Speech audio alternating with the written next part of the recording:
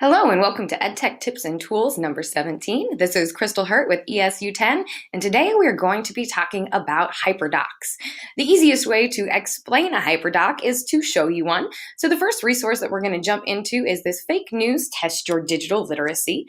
And so I was thinking about a conference session where I wanted to model what a HyperDoc would look like for teachers and then have the one that they could take and use with their students. So notice that we start with the kind of essential question: can you think like a verification expert, or will you be deceived? We have our student-friendly learning targets there, our essential questions, and maybe some extension questions, depending on what type of class you would use this in. And then we have our self-contained lesson there, where students can either work through this at their own pace, or you can have moments where you check in with students. This is kind of a combination of that. So students pique their interest by reading a video or other startling fact. And then they're going to explore by either playing a game, reading an article, or watching something. So here students get choice in their learning path. And then we bring in voice, where with the introduction of a Padlet in there, we're asking students to really be observers. What did you notice? What did you wonder? Why would someone do this? And so you can collect other information outside of those lessons within your HyperDoc to really hold students accountable. Then we have a section that's direct instruction and guided practice, where they get to apply the 4 moves in a habit protocol to see if they can decide whether these tweets, articles, and Facebook posts are actually real. And we have our apply section where they go back to the Padlet, that reflect section back to the Padlet, and then extend if students want to take it further. And so again, those HyperDocs are really just a self-contained lesson that students can either do on their own or in conjunction with the teacher. So exactly how do you make a HyperDoc? If you click on that HyperDoc how-to, we have easy 5 steps for HyperDoc. The first one is to determine our objectives, which you saw on that fake news. The second one is to choose your cycle of learning. And this is where the resource I'm going to share today with Teachers Give Teachers is really helpful, because there are 4 different types of learning cycles that you can choose to use within your lesson design. And you can find those in the HyperDocs template link.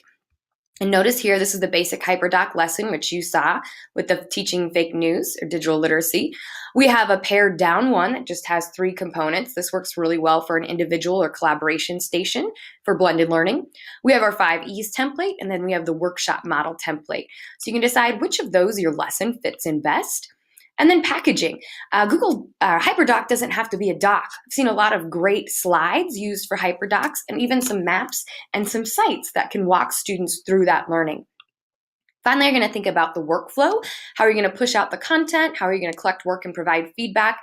So in the case of my lesson, I would have put this out via my LMS. I'm collecting some of their thoughts on that Padlet, and then providing feedback, of course, will be probably within a smaller groups. And then design, think about how can you make it engaging? And a lot of times that's images or GIFs or videos that students really want to partake in. So that's a quick how-to. There are another site called Teachers Give Teachers, where if you're not comfortable designing your own HyperDoc yet, you can actually go to Take One and search by topic. So if I search Shakespeare and I want to see what's already out there from Shakespeare, I come up with what looks like 6 options there. And keep in mind that HyperDocs you can take and make them your own, so you can modify them and share them back out. And then the last resource I put up there is just the HyperDocs homepage. And on the HyperDocs homepage, you will find the HyperDoc handbook links. If you have any other questions, please visit that.